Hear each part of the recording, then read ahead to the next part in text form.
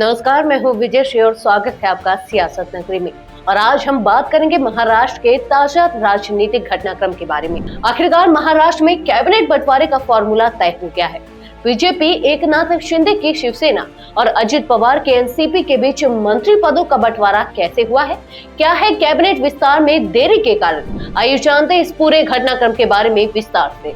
महाराष्ट्र में बीजेपी एकनाथ शिंदे की शिवसेना और अजित पवार के एनसीपी के बीच मंत्रिमंडल के बंटवारे का फॉर्मूला अब तय हो गया है। बीजेपी को 20 मंत्री पद मिलेंगे, शिंदे की शिवसेना को 12 और एनसीपी को 10 मंत्री पद दिए जाएंगे। इस फॉर्मूले पर चर्चा मुख्यमंत्री देवेंद्र फडणवीस और गृह मंत्री अमित शाह की बैठक में हुई थी, जो हाल ही में दिल्ली में हुई थी। फडणवीस का यह पहला दिल्ली दौरा था और इस दौरान उन्होंने बीजेपी के वरिष्ठ नेताओं नितिन गडकरी और राजनाथ सिंह से भी मुलाकात की। राजनाथ सिंह ने सोशल मीडिया पर फडणवीस के साथ अपनी मुलाकात को लेकर एक पोस्ट भी किया, जिसमें उन्होंने कहा, मुझे विश्वास है कि देवेंद्र फडणवीस का तीसरी बार मुख्यमंत्री के रूप में कार्यकाल महाराष्ट्र की विकास यात्रा को नई गति देगा। इसके अलावा सीएम फडणवीस ने दिल्ली जाने से पहले एकनाथ शिंदे और अजित पवार से मुलाकात की थी।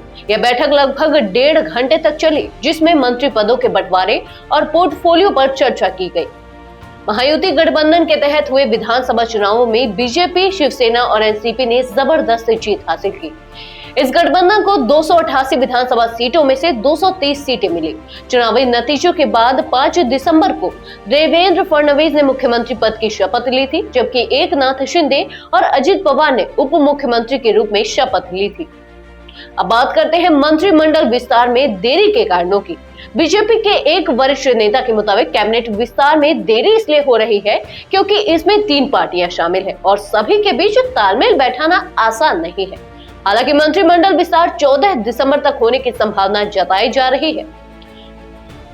सूत्रों से यह भी जानकारी मिली है कि शिवसेना को गृह विभाग मिलने की संभावना कम है, जबकि शहरी विकास विभाग मिलने की उम्मीद जताई जा रही है। वहीं शिवसेना को राजस्व विभाग मिलने की संभावना नहीं है। अब सबकी नजरें 14 दिसंबर तक के मंत्रिमंडल विस्तार पर टिकी हुई है। क्या सभी पार्टियां अपने अपने वादों के मुताबिक मंत्री पदों का बंटवारा सही से कर पाएंगे?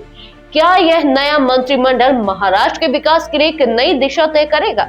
इन सवालों के जवाब आने वाले समय में ही मिलेंगे। हमारे साथ बने रहिए और अगर आपको हमारा वीडियो पसंद आया हो तो इसे लाइक और शेयर करें। साथ ही सियासत नगरी पर ऐसी और खबरों के लिए हमें फॉलो करते रहें। धन्यवाद।